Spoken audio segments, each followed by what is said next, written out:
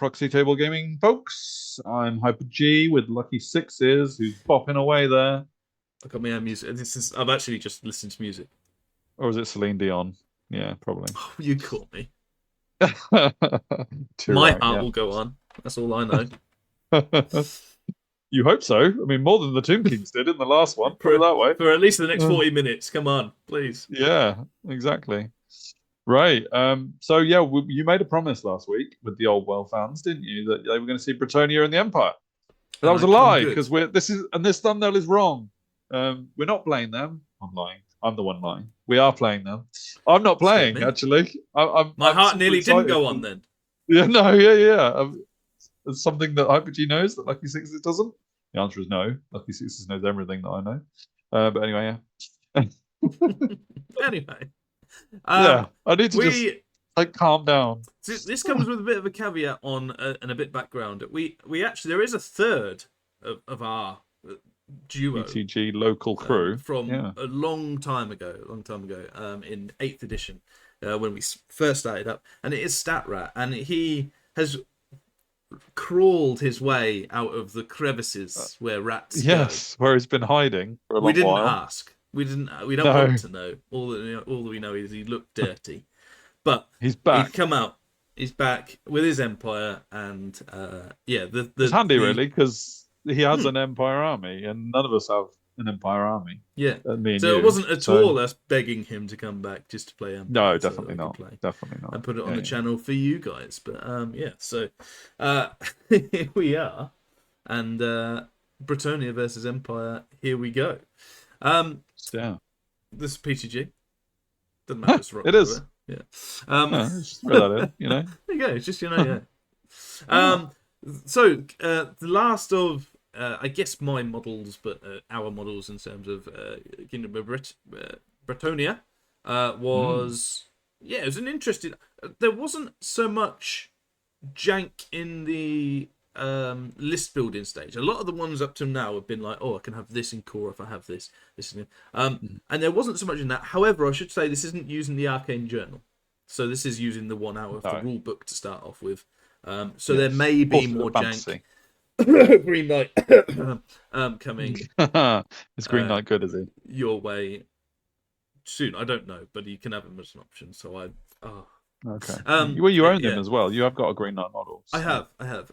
And also models wise, I've got 2 trebuchets, so they were the first thing on my list. And I went with what I consider as very standard Bretonnia list. Nothing too crazy, nothing too out there. 3 lots of 6 mounted knights, 1 with the war banner just to fill core.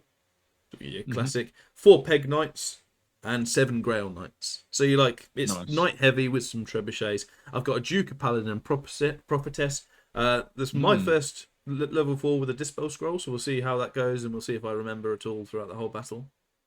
And we've got a Duke on a general, all of them on war horses. This has actually happened halfway through that we put my prophetess on a war horse because she wasn't on the same thing, and there was mismatch. Different kind of horse, and it was all sorts of problems, wasn't there? Yeah. Halfway through we corrected it, but yeah. Duke general, I got Virtue of Knightly Templar with Ogre Blade and Potion of Speed. Ogre Blade is the +2 strength and AP. The AP with that is the most important bit in my eyes. So making him, I think, strength 6. And the Virtue of Knight, the Ogre Blade does, yeah. Potion of Speed to make him high initiative if needed.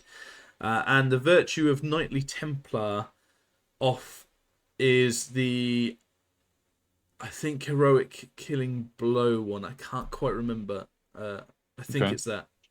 Well, heroic killing blow was definitely something that we seen and thought, wow. Yeah. Well, it's just killing blow, I think, is what it is. But okay. Yeah, it's either Then the it might be the +D3 attacks as well. Well, you carry on, and I'll Virtue of the Joust. There's something Virtue of the Knightly Templar. It's a pretty good one. It's pretty expensive. It's like 60, 70 points, but it's I looked at that pretty good. My BSB has Razor Standard to give him and the Grail Knights a bit of AP on a 6 to wound. Got the Grail Vow so that it can be in there, and Virtue of the Joust is re-rolling I think, to wound on with when using a lance or something as well. Heartwood lance gives +3 strength, +3 AP on the charge, which is it's like a super lance, effectively. Knightly temper is not Templar, it's temper. Okay. Is during a turn in which it charged a model, this virtue gained the extra attack D3 and hatred all enemies special rule. Oh, there so you go. reroll to hit and extra attacks, basically. Yeah.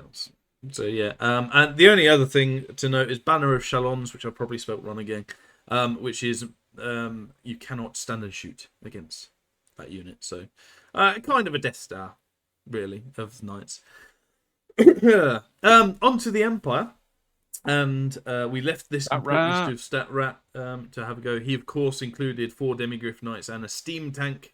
And for the most part, it is based on what he has in terms of models and stuff as well. So he's got General of Empire on an Imperial Griffin. This is Sword of Justice, I don't know, and White Cloak, I don't know. But they add some bits to him. I think it's White Cloak is just a 5-up save, or I'm not sure. The BSB, Captain of the Empire, has the Imperial banner, and that is all. Otherwise, fairly naked apart from the full plate armor. The Lector of Sigmar is on the War Altar of Sigmar, giving him some buffs, I think, but I'm not sure. The Mace of Hellstrom, heavy armor, and a shield. And then he's just added level 4 Wizard Lord on Demonology, because they have lots of choices. Yeah, so looking at the book, I'm just going through like the Empire items. White Cloak, indeed, is a 5-up ward save against any wounds suffered, a 3-up ward save against any wounds caused by flaming attacks. There's a little bit more than that. The Mace of Hellstrom, that is, oh blimey, there's all loads to it. The double-handed version is strength 6, AP 5. Yes. The single-hand version is just normal strength. Yeah, he definitely used that all the time. The double-handed one, multiple wins D6. Sword of Justice? Sword of Justice is reroll only fails to wound. AP 1, Armor Bane 1, magical attacks, multiple wounds 2. That's quite good. And then Imperial Banner to finish. Imperial Banner is all friendly units within the command range of the model carrying the Imperial Banner roll 3d6 or making a fear, panic, or terror test and discard the highest result. So yeah, that's his characters, and then rounding off his core is the halberdiers, basically state troopers, with a detachment of state missile troopers, 6 Empire Knights, and 2 lots of 5 archers, both with fire and flee and scout. So trying their best to be a wood elf. Absolutely. We played the Lonely Tower, which is a command and control scenario. This one there was actually quite a lot of choice on. And we decided to not go for a tower, to go for a arcane monolith. It was so, which is basically you get magic resistance, but when you're close to it, you can re-roll a single magic dice if you're close to it, and you get 50 points at the end if you're within 6 inches with a unit strength of 10 or more, I think. Is what it was. So it was largely ineffectual, but just with a bit of magic thing. There was some different ones, but there were some towers that technically I couldn't go in.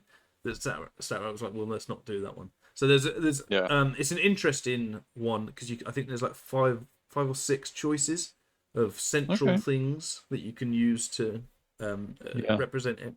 But yes, ours was an arcane monolith this time around. So I imagine this is one that we'll explore a bit more moving forwards. But yes, this is deployment anyway, and for me, I had 6 knights, a trebuchet, Grail knights with all the characters, a trebuchet, peg knights, 6 knights, and then on the flank, over on the right on that side, is the War Banner knights as well. Yeah. It's cool seeing the lance formation on the table properly. Yes, it is. 1, 2, 3, 4 scenario set up. Yeah, and I'd say we did this a little while ago, but we do have some trays coming as well for that, so that it'll look even cooler. I think once they're on them. For him, he's got archers in my deployment zone. In the bottom left. Yeah. He's got Demigryph Knights, which are being proxied as Bloatflies, or whatever they're called now. The detachment with a wizard in. Indeed. The big halberdiers, the War Altar, The Griffin is being today proxied by a Hell Pit Abomination. Beautiful. The steam tank is the steam tank, and the knights are the knights. So there you go. Yeah. And that was his. He even brought his stats on his laptop to do it as well. As I say, we play Arcane Monolith, and he gets the first turn because I prayed. You did, yes. I think you realised that you needed to pray like after rolling for first turn or something like that, and then we were like, "Yeah, you definitely want to pray." So take back the roll because that's the whole thing with Bretonnia. So yeah. Yeah. So he's got Shield of Faith. So this is one of his Sigmar bound spells, I think, from the War Altar. Yeah. But this is an interesting that came up. I think you can only do one of the bound spells in the same phase. You can only if you or a single wizard that has multiple bound spells can only choose one of them.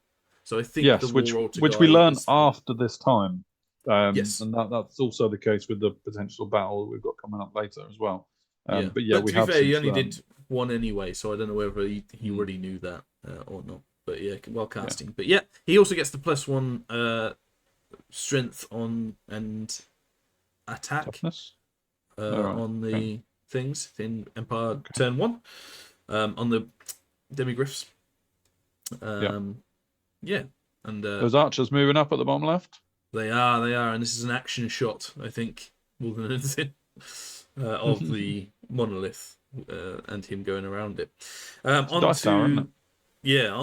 my straight away, because there wasn't much in the way of shooting either. I don't think his steam tank hit anything from what I can remember. So we go on to Bretonnian turn 1 movement, and I don't push up as much as I have in the past. I've moved out wide on the right hand side, but he can't see through that forest, so even the arc is a thing.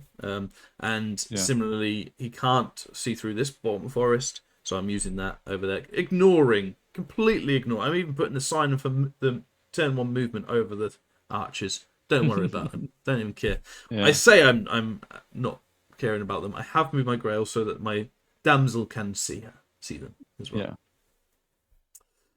So there is that. I get Oaken Shield off, which is the 5-up ward save. Originally didn't think it would be that important, but obviously the 6-up, the prayer is 6-up or 5-up against higher strength. So this just means it's 5-up all the time. Always 5-up, which is always nice. I get another movement off on here, basically to move them even closer to that forest so that the Demigriffs can't see them. Yeah. And I get Fireball off on these, killing 4 of them and leaving a sole man to who passes do whatever panic. Absolutely. He's not bothered. He didn't care. He probably didn't even see them, that they were incinerated behind him. Yeah. This I don't know what it is. It's something to do with the cannon and War Sphinx. Or cannon doesn't scatter those in this yard. Well, I don't know what it is. I think that was just we were using the arrow to determine the direction, weren't we? Yeah, right. But anyway, nothing happens. Basically, that was the photo. These guys, the wizard moves over into the bunker now. Yes. And puts. I think this was where StatRat realised about whole not being able to cast a spell if you marched with your wizard. So his line wasn't moving up as quickly as he would have liked it to. Yeah. But nonetheless. And as we say, Demonic Vessel goes on these Demigriffs. Technically, it's until the end of this turn, which he didn't realise. So we decided to play it his way because that's why he cast and moved everything. So that will come up later. But just basically for a whole turn rather than just his. And on his turn, he goes in with the hero of the hour. Yes. Yeah, I was watching this battle. I came along just to enjoy the fun of it, really, and I might have peer pressured him into this charge. Yes. So it's on me, this one. And he gets in. So of course. We'll see. Little Bob. Otherwise, this is Empire turn 2 movement, and it is as so. The Empire Knights come up. Basically, the big one being the Griffin going over just to say, come on, what you got to the Knights. Yeah. I think steam tanks one of my guys off. Despite the I think shield. Didn't he tried to make it so that the cannonball was going through the Peg Knights, and the cannonball went past the Peg Knights. and then only hit one ground knight or something like that. Or you ward saved one of them or something, and you just lost one to it, which is fair enough. Oh, Bob. Sorry about that, Bob. Oh, Bob. Yeah. The Trebuchet did take a wound. Yeah. Yes, it's just there's a lot of more crew than there is Bob. So on my turn, and I've added these lovely lines just for clarification. Both of my guys on the right hand side go into the Griffin. Let's see what war banners and stuff can happen. And my pegs go into the War Altar with their 360 line of sight, being a skirmisher. And the Grail Knights go in for the big one against the Demigriffs. This is where he thought the spell, because he didn't take it off. I was like, "Did you think that goes for 2 rounds?" He was like, "Yeah." Yeah, well, there's a lot of like we're used to ideas of magic spells lasting until your next turn, but that's not always the case in the old world. And yeah, exactly. You just got to read your spells carefully. So this time round, we allowed it. So they asked +1 strength and attack, so they're actually quite beefy. But I do go first at least, and this is the end of that and the movement. Basically, the knights on this corner don't march, but go through the terrain maybe for a counter. And so they can see what's outside it now. Yeah. There you go. Over here, both of them go towards the steam tank, and I get 3 wounds off on the steam tank. Really so that's cool. A good start, isn't it? Yeah, really good. I can't remember which one did which, but I know that I just both went for it. Over here, I go in. It was a bit of a fluff fest on both our accounts, but I win. Yeah. And he passes under the give ground rule to give ground. We had a bit of a discussion here, and I think I played it that I just went into the War Altar because I couldn't see any reason why. But technically, if I go my 2 inches follow up, I hit both units. Yes, because they were equidistant. So this is very, very good. I just want to use your chance to say that. Yeah. So this one goes out to you guys. What happens in this scenario? Do I hit both? Or do I just hit one? Or what? It is his turn next, so I do want to follow up. If it was my turn and we decided next, it was okay because it was his turn next and he was going to get a flank charge, which is better for him anyway. But technically, if it should have been that your Peg Knight stopped that unit of Halberdiers from getting a flank charge because they were already in combat, then that would be good to know. Yeah. So if it's my turn next, then I don't follow up, and I just charge anyway. So this was the give ground situation. It wasn't a fallback in good order situation. So yeah. Yeah. So what happens basically to you folk? We don't know. We couldn't find it, and we decided just to go into the War Altar for ease, so that we weren't there for 3 hours, knowing that the Halberdiers were going to charge on the flank. Yeah. So let us know. Let us know. Over here, I kill 3 of the 4. They do a decent amount back with the I guess with the magic helping them out a little bit, but I just obliterate them. I then follow up because they flee. I mean, you've only got 2 ground knights left. The rest is characters anyway. Like you've got. I only started with 7, right? So exactly, you got your normal standard bearer. Then you've got your 2 characters. You've got the damsel behind and 1 other ground knight there, who I guess is the champion. I imagine. So the Grail Knights unit is actually only 2 strong at this point. But yeah, you slaughter those Demigriffs. Yeah, and of course with the rules as is now, once they because they've fleed and I've pursued into a fleeing, I then get a leadership check to see if I can turn. I pass and I turn inwards as well. Over here, I kind another fluff fest. Well, I pussied out because I challenged. I think. Yes. I remember because I was like, I end up winning by 2 because I've got 2 banners, a flank, possibly. Yeah. So wherever you don't get anything for charging anymore. He did fluff on his side. I expected to die valiantly, obviously. And I end up winning, which means he flees, and I pursue with both, panic the archers off, and catch the Griffin. And it was a real turn. What was that about? I mean, I kind of think that Statrat probably moved his other knights up a bit too aggressively and sort of gave you that option. But at the same time, none of us expected your knights to win that in 1 turn. And that's why you wimped out with the challenge, really. But it was the right move to make, and you took it. And it worked in your favour. Yeah. So yeah, as is. This is what happened, and what a turn for the Bretonnians, baby. Absolutely. On to Empire. Yeah, that was just an overview of how it all looked with the two flanks, obviously catching and then able to come in and turn in. So, kind of exactly what the Bretonnians would want, really. Oh, absolutely. On his turn, he continues fleeing with these guys. They've seen what's happened to Bob. They're not interested in this battle anymore. And the halberdiers go into Bob was one day from retirement. Yeah, I know. We should say as well on this front, because the front can all turn and go in, it's a legal charge. I know that some people from other systems... A legal or illegal? A legal charge. Yes. The sides or the flanks of the unit, if they come into contact with something on like a wheel, is fine. You ignore that for purposes of movement in terms of the charge. If something was blocking the front, you can't move your front through it, which is why I guess some potential line hammer things are an issue. But for this part, everything was legal. Charging my flank. Ooh, sad times for the Peg Knights. He marched up his knights as well. Yeah. Because why not? What else are they gonna do for the rest of the and moves up his steam tank around the Arcane Monolith, which has had very little in the way of influence on this battle. Just like a bit of magic resistance here and there, but magic hasn't really been going in that direction, has it? So he misfires with his steam tank and does another wound, so that helps massively for me. And these guys come and do a shot to my standard, kill my standard off. Okay. Well done to them. So your BSB is leading the unit now? He is, yeah. I think so, anyway. I think he has to.